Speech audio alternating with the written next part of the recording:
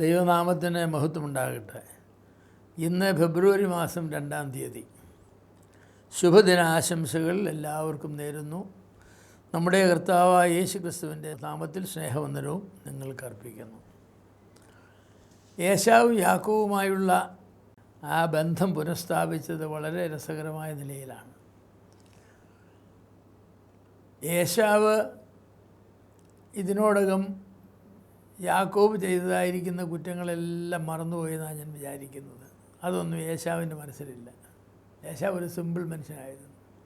യാക്കോബാകട്ടെ ഈ വർഷങ്ങളിലെല്ലാം പദ്ധനാരാമിൽ രാത്രി കിടക്കുമ്പം എങ്ങനെ കനാലിലേക്ക് പോകുന്നു, അവനെന്നെ കൊന്നുകളയും എന്ന് ഭയപ്പെട്ടാണ് ജീവിച്ചത്.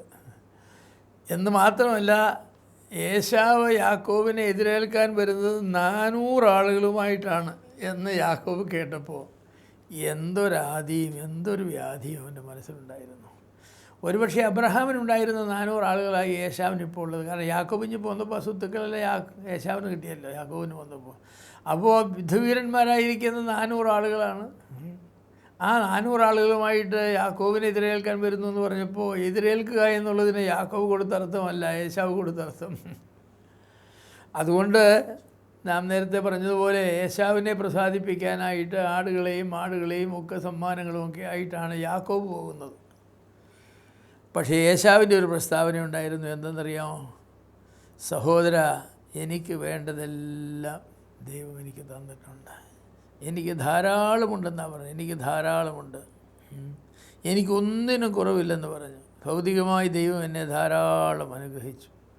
അതുകൊണ്ട് നിനക്കുള്ളതെല്ലാം നിനക്കിരിക്കട്ടെ. എന്തൊരു സന്തോഷമായിരുന്നിരിക്കും യാക്കോബിൻ്റെ ഹൃദയത്തിൽ, എന്തൊരു ആനന്ദമായിരിക്കും. യാക്കോബ് നിർബന്ധിച്ച സമ്മാനങ്ങൾ വാങ്ങിപ്പിച്ചു.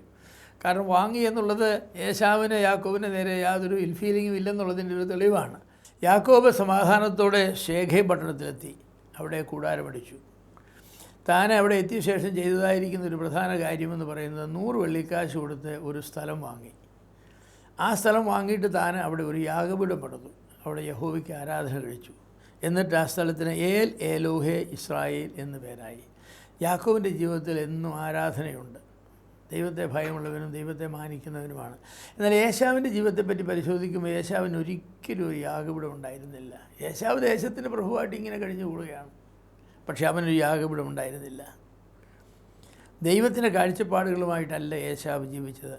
യാക്കോബ് ചതിയനൊക്കെ ആയിരുന്നെങ്കിലും ദൈവത്തിൻ്റെ അനുഗ്രഹം എനിക്ക് വേണം, ജ്യേഷ്ഠാവകാശം എനിക്ക് വേണം, അബ്രഹാമിനും ഇസ്ഹാക്കിനും ദൈവം വാഗ്ദത്തം ചെയ്ത കനാൻ നാട് എനിക്കുള്ളതായിരിക്കണം എന്നൊക്കെ അവൻ ആഗ്രഹം ഉണ്ടായിരുന്നു.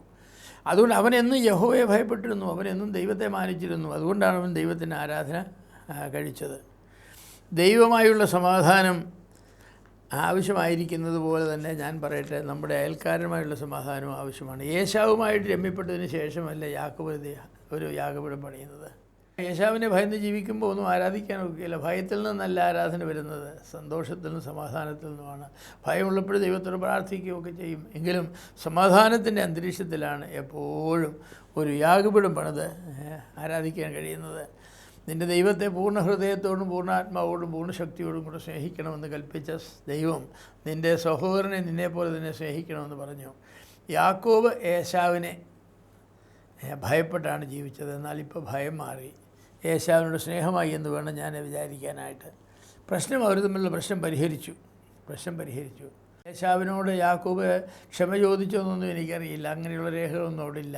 പക്ഷേ താൻ 7 പ്രാവശ്യം വീണ് നമസ്കരിച്ചാണ് ഏശാവിൻ്റെ അടുക്കിലേക്ക് ചെല്ലുന്നത്. ആ നമസ്കാരം എന്താ കാണിക്കുന്നത്? ഓരോ പ്രാവശ്യവും നമസ്കരിച്ച് കുമ്പിടുമ്പം പറയുന്നത് എനിക്ക് തെറ്റിപ്പോയി, എന്നോട് ക്ഷമിക്കണം, എൻ്റെ ചതിയും വഞ്ചനയും എന്നോട് ക്ഷമിക്കണമെന്നാണ്. അപ്പോൾ യഥാർത്ഥമായിരിക്കുന്ന ഒരു മാനസാന്തരം യാക്കോബിൻ്റെ ജീവിതത്തിലുണ്ടായി. അതുകൊണ്ടാണ് അവന് ദൈവത്തെ ആരാധിക്കുവാനായിട്ട് കഴിഞ്ഞത്. തൻ്റെ സഹോദരനോടുള്ളതായിരിക്കുന്ന വാശിയും വൈരാഗ്യവും പകയും വെച്ചുകൊണ്ട് ആരാധിക്കാനൊക്കെയില്ല.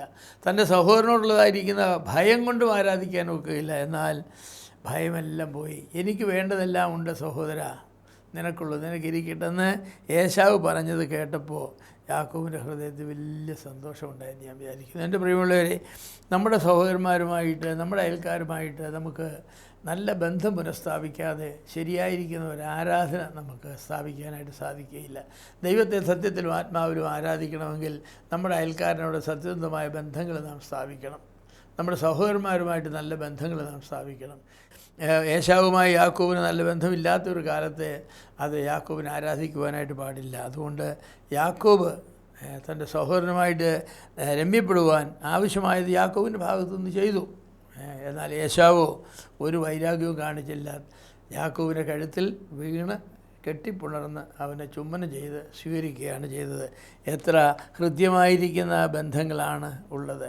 നാം ഭയപ്പെടുന്ന പല കാര്യങ്ങളും ഒരു വാക്കുകൊണ്ട് പരിഹരിക്കാവുന്നതേ ഉള്ളൂ.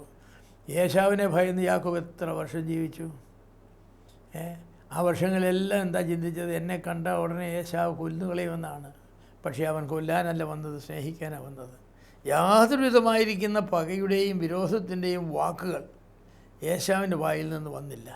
സഹോദര എന്നുള്ളതായിരിക്കുന്ന വിളി തന്നെ ഹൃദ്യമായിരുന്നു. പലപ്പോഴും തെറ്റ് ചെയ്യുന്നവർക്കാണ് ഭയമുള്ളത്, തെറ്റനുഭവിക്കുന്നവർക്ക് ആ ഭയമില്ല. ഏശാവല്ല തെറ്റ് ചെയ്തത്, യാക്കോബ തെറ്റ് ചെയ്തത്. ചതിച്ചും വഞ്ചിച്ചും ഒക്കെ കൈക്കലാക്കി.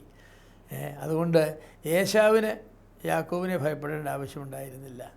യാക്കോബിന് ഏശാവിനെ ഭയപ്പെടേണ്ട ആവശ്യമുണ്ടായിരുന്നു. എന്നാൽ യാക്കോബ് തൻ്റെ തെറ്റുകളെ ഏറ്റുപറഞ്ഞ് യാക്കോബ് ഏശാവിൻ്റെ മുമ്പിൽ വീണ് നമസ്കരിച്ച് ഏശാവിന് സമ്മാനങ്ങളും കൈമാറി ഏശാവിൽ നിന്നൊരു വാക്ക് കിട്ടി, സഹോദര എനിക്ക് വേണ്ടതെല്ലാം ഉണ്ട്, നിനക്കുള്ളത് നിനക്ക് ഇരിക്കട്ടെ എന്ന് പറഞ്ഞപ്പോൾ എന്തോ ഒരു സന്തോഷമാണ്. നമ്മുടെ ഈ ബന്ധങ്ങളിൽ ബന്ധങ്ങൾ ശിഥിലമായിട്ടുണ്ടെങ്കിൽ അത് നാം പരിഹരിക്കേണ്ടതാണ്. ദൈവത്തെ സത്യത്തിലും ആത്മാവിലും ആരാധിക്കുവാൻ നമ്മുടെ മനസ്സ് ക്ലിയർ ആയിരിക്കണം, നമ്മുടെ മനസ്സ് നേരെയുള്ളതായിരിക്കണം. അങ്ങനെ നല്ല ബന്ധങ്ങൾ സ്ഥാപിക്കുവാൻ ദൈവം നമ്മെ സഹായിക്കട്ടെ.